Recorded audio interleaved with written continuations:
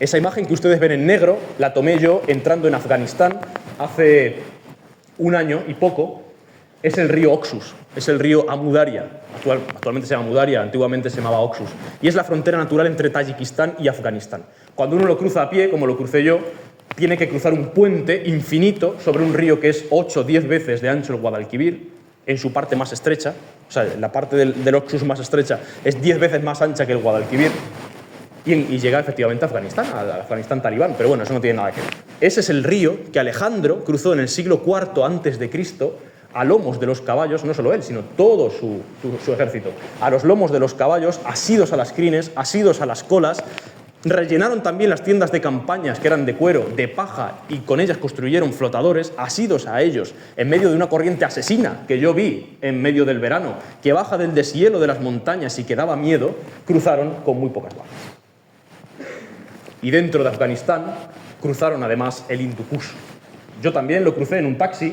Ustedes ven allí las laderas no nevadas en ese momento porque era julio del Hindu Kush, pero que estaban muy próximas, hacía verdadero frío en ese momento, estaban muy próximas a las primeras nieves, y Alejandro y sus hombres pensaban que estaban en el Cáucaso. Es decir, es que yo he oído a veces, pero ¿cómo podían pensar eso? Pues es que no tenían mapa, es que no tenían Google Maps, es que no tenían un mapa real del mundo. Por lo tanto, si cruzas a Asia y Aristóteles, que es el más sabio, te ha dicho que te vas a encontrar con el Cáucaso, pues es el Cáucaso.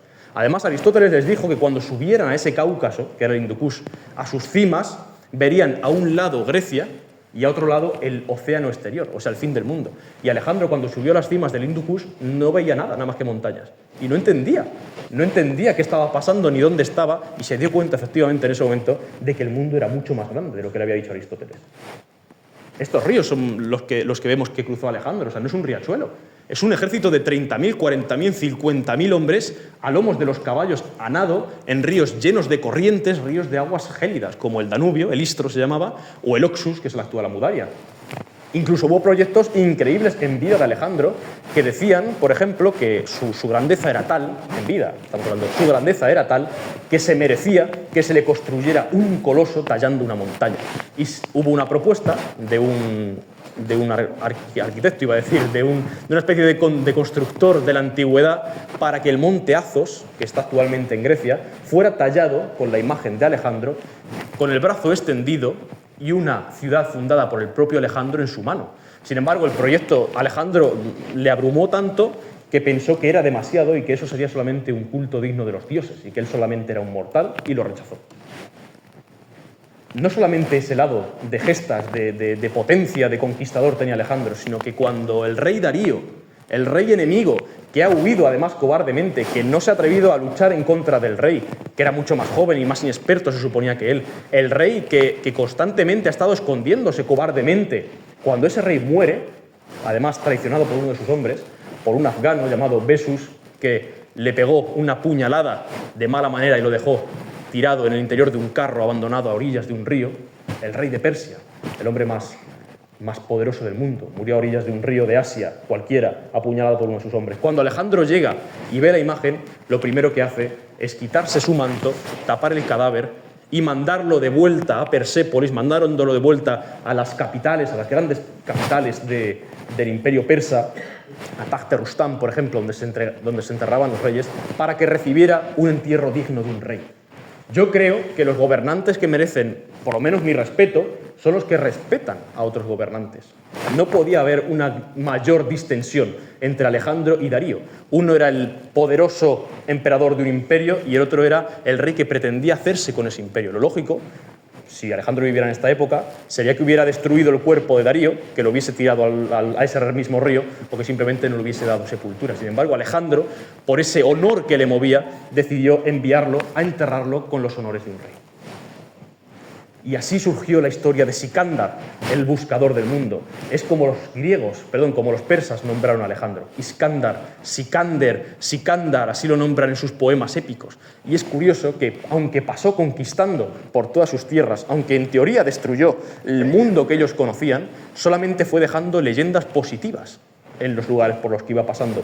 Incluso al llegar a la tumba de Ciro el Grande, que es este hombre que ven aquí, el unificador del imperio persa, el hombre que fundó el imperio aqueménida, o sea, el hombre que fundó el imperio que era su enemigo, cuando llegó a su tumba, vio que estaba vandalizada, que estaba abandonada por sus numerosos años de abandono y de guerras, y decidió restaurarla y decidió presentar honores militares y desfilar con todo su ejército frente a la tumba del rey que había fundado el imperio enemigo. Algo que los persas no olvidaron nunca.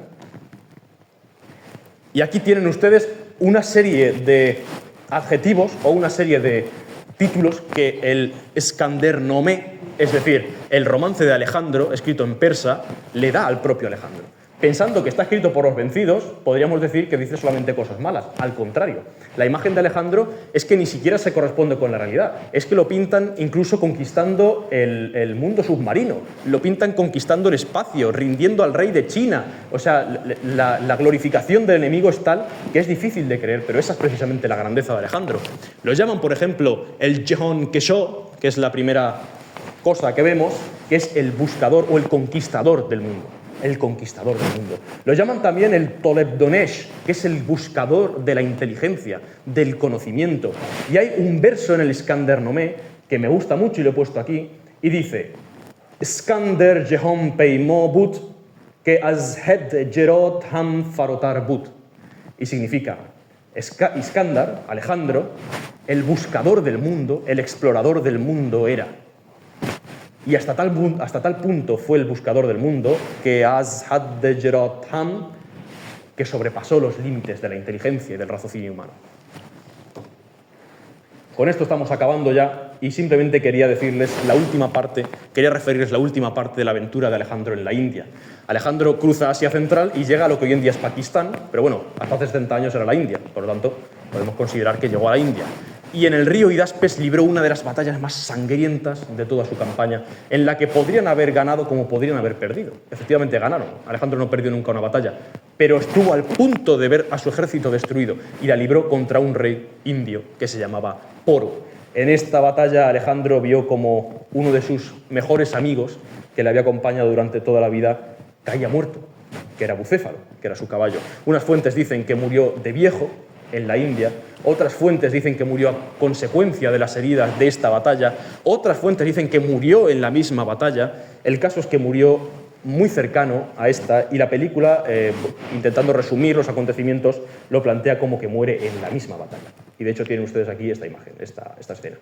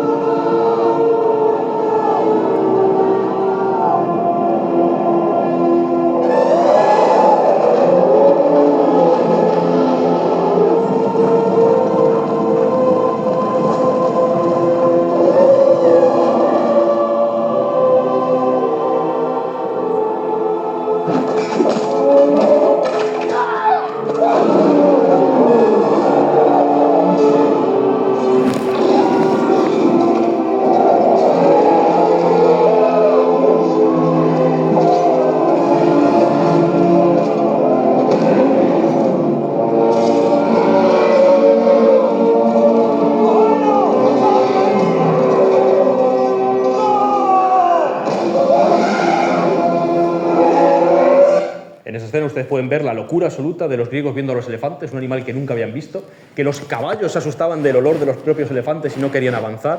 Los propios hombres no sabían qué eran esos seres monstruosos que venían y que se les abalanzaban y que se les echaban encima en medio de la espesura de la India, una espesura que es verdaderamente agobiante y una espesura en la que Alejandro conoció a los gimnosofistas.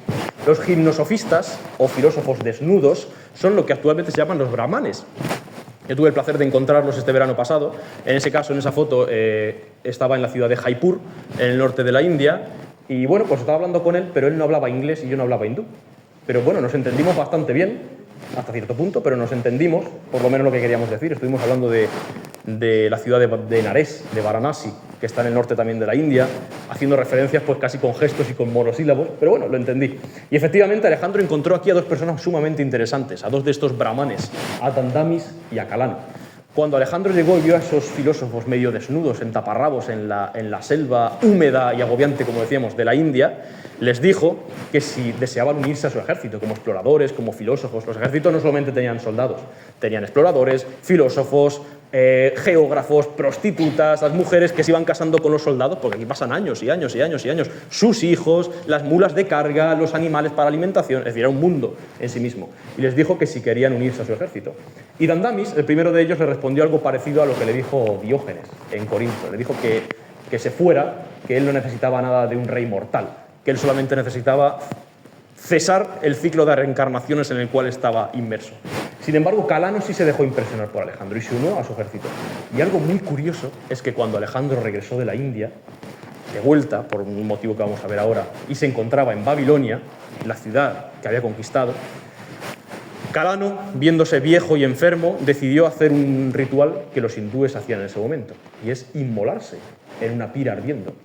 Decidió construir una pira, mandar construir una pira llena de madera, prenderle fuego, y en ese momento, con todo el ejército delante de la pira, y Alejandro a la cabeza de su ejército, como siempre estaba, en batallas y fuera de batallas, Calano subió a lo alto de la pira, pero antes se despidió de todos. Se despidió de todos los hombres, se despidió de los generales, fue a donde estaba Alejandro y le dijo: de ti no me despido porque nos veremos en Babilonia. Y en ese momento soltó la pira y murió. Y efectivamente Alejandro murió en Babilonia, poco tiempo después. Sin embargo, hasta llegar a Babilonia, Alejandro tuvo que atravesar un desierto terrible que está en el sur de Irán, que es el desierto de Gedrosia, en el cual murieron muchísimos de sus hombres, murieron más que casi en todas las batallas que llevaba. Además, una serie de cataclismos propios del clima acabaron con muchos de ellos, y se dice como anécdota que unos hombres encontraron un manantial, que unos hombres encontraron un poco de agua de unas lluvias que habían caído, y llenaron un yelmo con ese agua. Y se lo llevaron al rey, porque era el primero que tenía que beber, a pesar de que había mujeres, niños, hombres ancianos, había enfermos, el rey tenía que beber. Ahí Alejandro, con el yelmo lleno de agua en la mano, miró al que se lo entregaba y le dijo: demasiada poca agua para un ejército y demasiada agua para un solo hombre, y lo virtió en las arenas del desierto de Gedrosia. Y para acabar, quiero explicar el título, que dirán ustedes: ¿no lo ha explicado todavía lo de la globalización? Pues el motivo del título, como les decía, es que Alejandro llegó a rincones del mundo que hoy en día, incluso hoy en día, no se han logrado globalizar. Imagínense en el siglo IV. Hoy en día, o hasta hace muy poco, hasta hace 20 años, en Afganistán había budas colosales de 30 y 50 metros con túnicas griegas, con túnicas de pliegues como lo podría tener una estatua de Apolo.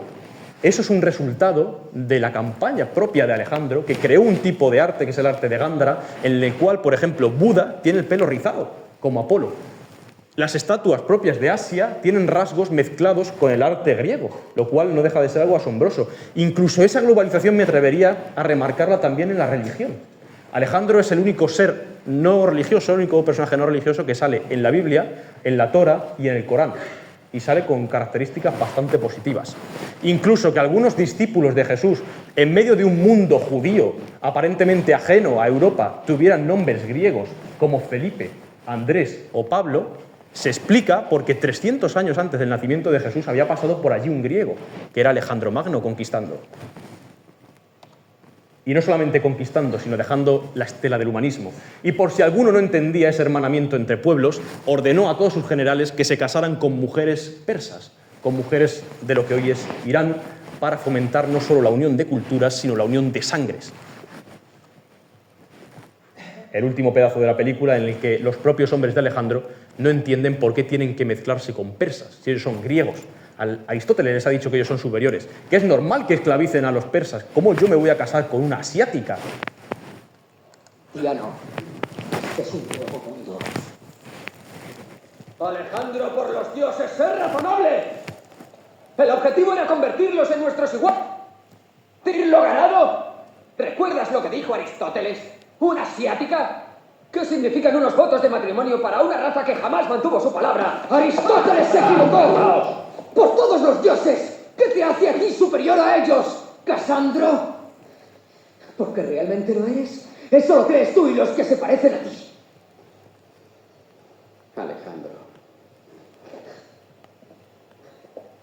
Lo que más me duele no es tu falta de respeto por mi buen juicio,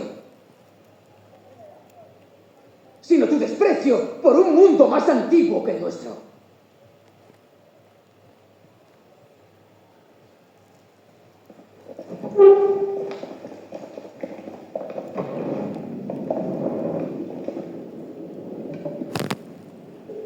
Y así, 10 años después de que su madre insistiera en que desposara a una macedonia, Que con nuestra unión, griegos y bárbaros, el hombre más poderoso del mundo se casó con una joven sin ningún significado político.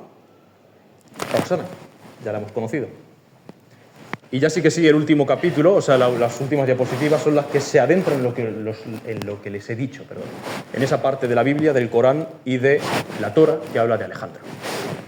La Biblia, en un libro del Antiguo Testamento llamado Eclesiastés, del siglo III a.C., todavía no escrito durante el dominio intelectual griego, es decir, Alejandro ya había pasado por allí, pero su filosofía todavía no se había sentado, dice: porque los que viven saben que han de morir, pero los muertos nada saben, ni tienen más paga, porque su memoria es puesta en el olvido. También su amor, su odio y su envidia fenecieron ya, y nunca más tendrán parte en todo lo que se hace debajo del sol. Es decir, te mueres y ya está, no hay nada más. No hay mundo después, no hay retribución, no hay paga en la otra vida, no hay otra vida. Eso es lo que querían los judíos, antes de que Alejandro pasara por lo que hoy es el Mediterráneo oriental. No creían, o no se creía que hubiera una vida después de la vida, y si la había, era un lugar en el que todos íbamos al mismo sitio, era el Sheol, en el mundo de las sombras y de los muertos, un lugar frío y triste, pero no había retribución. Y sin embargo, cuando pasa Alejandro, los libros religiosos que se escriben después dicen lo siguiente: y muchos de los que duermen en el polvo de la tierra serán despertados, unos para vida eterna y otros para vergüenza y confusión perpetua. Los sabios resplandecerán con el resplandor del firmamento, y los que enseñen la justicia a la multitud como estrellas a perpetua eternidad. Es decir, el concepto de inmortalidad de las almas y el concepto de vida eterna o de vida más allá de la vida que poseían los griegos, la inmortalidad de las almas de Platón, se difunde por el mundo judío gracias a la conquista de Alejandro. Incluso uno de los libros de los judíos, no la Torá, pero el Talmud, un libro que recoge tradiciones de los judíos, dice: cuando los samaritanos, un pueblo enemigo de los judíos, ¿de acuerdo?, pidieron permiso a Alejandro para destruir el templo de Jerusalén, es decir, para fastidiar a los judíos, Simón, el sumo sacerdote judío, vistiendo sus ropas sacerdotales, salió a su encuentro con un grupo de ancianos. Cuando Alejandro vio a Simón, descendió de su carro y se inclinó ante él. Sus generales le preguntaron: ¿por qué te inclinas delante de este judío? Alejandro respondió: la imagen de este hombre se me ha aparecido en sueños, antes de cada batalla, y siempre he vencido. Entonces Alejandro le preguntó a Simón qué quería. Simón le suplicó que no destruyera el templo, y Alejandro aceptó. En agradecimiento, los judíos decretaron que todo niño nacido ese año llevara el nombre de Alejandro. Esto es un libro sagrado para los judíos. En la Biblia, el libro de los Macabeos dice: Alejandro de Macedonia, hijo de Filipo, partió del país de los Kitim, es decir, de los que no son judíos. Pueden ser griegos, pueden ser romanos. Y después de derrotar a Darío, rey de los persas y de los medos, reinó en lugar de él. Libró muchas batallas, conquistó plazas fuertes, avanzó hasta los confines del mundo, y la tierra enmudeció en su presencia.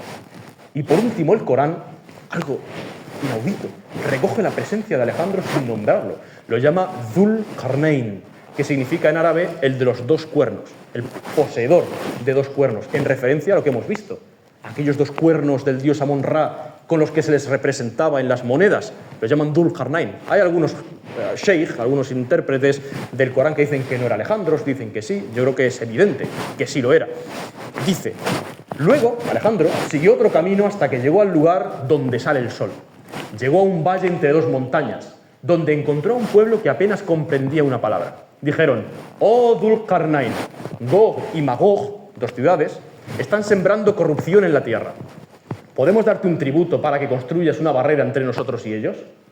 Respondió: ayudadme, y construiré entre vosotros y ellos una sólida muralla.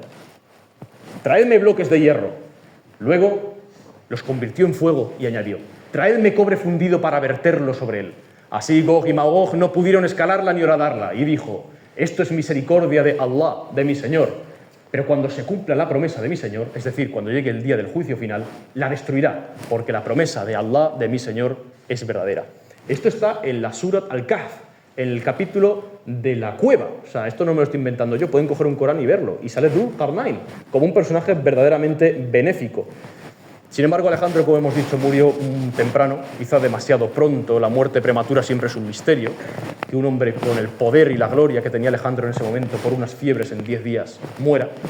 Cuando murió Alejandro, efectivamente, lo embalsamaron y los propios embalsamadores egipcios y babilonios, cuando se acercaron al cadáver de Alejandro, rezaron para que fuera justo y legítimo que unos simples hombres pudieran tocar el cuerpo de un dios, en propia vida de Alejandro, apenas unos minutos muerto. Lo introdujeron en un sarcófago de oro, dentro de un catafalco que tenía encima un templete con la victoria alada, tirado por 64 mulas, y lo pusieron a emprender el camino desde el lugar de muerte, es decir, norte de Irak, Babilonia, hasta, en principio, Grecia. Sin embargo, uno de los generales secuestró el cortejo y lo desvió hacia Egipto, lugar donde fue realmente y posteriormente enterrado, en Alejandría. Y quizá creo yo que si Alejandro hubiera visto aquel secuestro, y con eso acabamos, del catafalco, el secuestro de su lugar de último descanso, hubiera agradecido muy mucho a Ptolomeo, que fue el que lo hizo.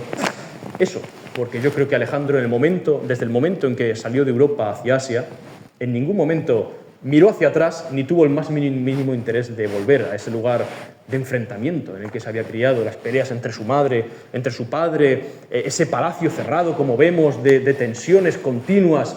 Y yo creo que, como decimos, habría agradecido muy mucho a su amigo, a Ptolomeo, que efectivamente lo hubiera llevado a descansar en la ciudad que él ideó, en la ciudad que él se imaginó a lomos de su caballo bucéfalo con 24 años, cabalgando por las playas rocosas en algunos puntos, por las playas de arenas doradas del norte de Egipto. Y yo acabaré simplemente esta conferencia con un texto de un profesor de historia cordobés, Bernardo Subirón, doctor en historia, que escribió al respecto unas líneas. Y dice lo siguiente: como buena parte de los hombres, Alejandro murió sin haber cumplido su sueño más hermoso. Cuando sus ojos se cerraron y su cuerpo, exhausto, cosido por las heridas, se entregó al pálido espectro de la muerte, toda la ciudad de Babilonia sintió el helado aliento del invierno en aquel férvido día del mes de junio del año 323 a.C. Mientras los soldados griegos deambulaban sin rumbo, consumidos por las lágrimas, y los persas, otrora enemigos, se rapaban sus cabezas como muestra de dolor, todos los templos de la ciudad apagaron sus fuegos y las imágenes de muchos dioses griegos y bárbaros quedaron sumidas en la penumbra y en el silencio. Mas la oscuridad no solo atrapó los espaciosos recintos de los templos y las humildes capillas esparcidas como semillas por las orillas del Éufrates, sino que como una niebla espesa hizo opacos todos los horizontes, desde las montañas del norte de Grecia hasta las húmedas junglas de la lejana India.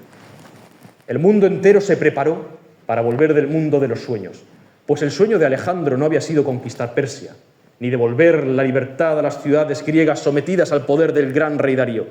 Eso nunca fue su sueño, sino una obligación impuesta por la historia. Y a los 22 años ya había cumplido con ella. Las columnas que sujetaban el edificio de sus sueños eran otras: la fusión entre culturas, la unión de civilizaciones, de razas, de continentes, Asia y Europa, griegos y bárbaros hermanados en un mundo en el que la luz brillara para todos, en el que Atenas, Sardes, Susa, Babilonia y Cartago se contuvieran en Alejandría. Un mundo habitado por miles de pueblos igualados en una sola especie, la especie humana. La muerte lo hizo imposible. Cuando su cuerpo colgaba inerte y tibio todavía del hilo de la vida, sus compañeros, los que habían sido desde la niñez sus hetairoi, despertaron del sueño y retrocedieron a una realidad que solo la presencia viva de Alejandro había nublado. Los países, las riquezas y sus gentes tornaron a ser botín de guerra. Los ríos, las cordilleras y los mares fueron de nuevo fronteras. La sangre de seres humanos inocentes, abono de la tierra. Pero el sueño de Alejandro sigue vivo. Las tierras que él imaginó unidas a Europa se llaman hoy Turquía, Siria, Israel, Palestina, el Líbano, Egipto, Jordania, Irak, Irán, Tayikistán, Turkmenistán, Uzbekistán, Pakistán, Afganistán, la India. Sobre ellas cabalgan todavía las sombras de sus generales, guiando a quienes contemplan la tierra como trofeo de guerra, a quienes todavía hoy no han comprendido el sueño de Alejandro. Muchas gracias.